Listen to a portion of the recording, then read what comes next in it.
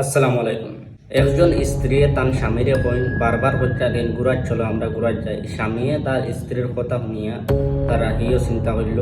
তারা গেছেন 15 এপ্রিল 2023 সালে তারা সিলেটের গোয়াইনঘাটের জাফলংয়ের এক রিভার ভিউ হোটেলও তারা গেছেন, গিয়ে রুম বুক করছিল আশপাশে খুব সুন্দর দৃশ্য দেখার লাগে। কিন্তু 15 এপ্রিল গেছেন, 16 এপ্রিলও আবার ও হোটেলের দ্বারও একটা ড্রেইনও এই ব্যক্তির মৃতদেহ পাওয়া গেছে। যে সময় মৃতদেহ পাওয়া গেছে এই সময় স্ত্রীও নিখোঁজ আসলো, কিংবা আর কি লাপাতা হয়ে গেছে। যে সময় পুলিশে তদন্ত করিয়া দেখছে এই ব্যক্তিরা আর কেউ না, তার স্ত্রী হত্যা করছে। কিন্তু সেনে একজন স্ত্রী তার স্বামীরে বর্মনের উদ্দেশ্য নিয়ে হোটেলও নিয়ে সুযোগ পাইয়া হত্যা করিল। চলো আমরা এই ঘটনাটা শুরুর থেকে জানি, যেটার থেকে এটা হয়েছিল। আর দয়া করি আমার প্রোফাইলটা ফলো করে রাখবা। আজকের সত্য ঘটনা হইল সিলেটের গোয়াইনঘাট উপজেলার।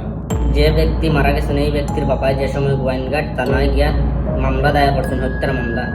এই সময় পুলিশে গ্রেফতার করে তার স্ত্রীর খুশনাহার নাম, আর যে মারা গেছেন এর নাম আল ইমরান। গ্রেফতার করে পুলিশে জিজ্ঞাসাবাদ করল, পরে জানতে পারলো যে পুলিশে এই স্ত্রী বহুত দিন থেকে চেষ্টা করে আর কি তোমার স্বামীরে মারার লাগে, কিন্তু কোনো হলে সুযোগ পান না। পরে বর্মনের উদ্দেশ্য নিয়ে তোমার হোটেলও নিয়ে ঘুমের ঔষধ খাওয়াইছে প্রথমে, পরে শ্বাসরুদ্ধ করে আর কি গলার টিপা মারি গলা মারছে। আর এই হত্যার সাথে তোমার আরেক ছেলে আসলো মাহমুদুল, আর মাহমুদুলের বন্ধু, তারা 3-4 জনে মিলিয়া এই হত্যা করছেন। কিন্তু এই হত্যা কেনে করলে একজন স্ত্রী তার বাড়ির থেকে বর্মনের উদ্দেশ্য হোটেলও নিয়ে মারিয়া তোমার ড্রেইনে ফেলাই দিলা। এই পিছনের কারণ আইছে তোমার এই মাহমুদুল যে ছেলে এর সাথে বিবাহ বহির্ভূত সম্পর্ক গড়ে তুলছে খুশনাহারে। কোন কারণ হইল এটা। কিন্তু যদি এই স্ত্রী যে খুশনাহার মাহমুদুলের সাথে সম্পর্ক আসলো, তাহলে এই ব্যক্তিরে ডিভোর্স দিয়া তোর এর সাথে তুন সংসার কর। একটা মানুষের জিন্দগি লোয়ার কিতা কাম আছে।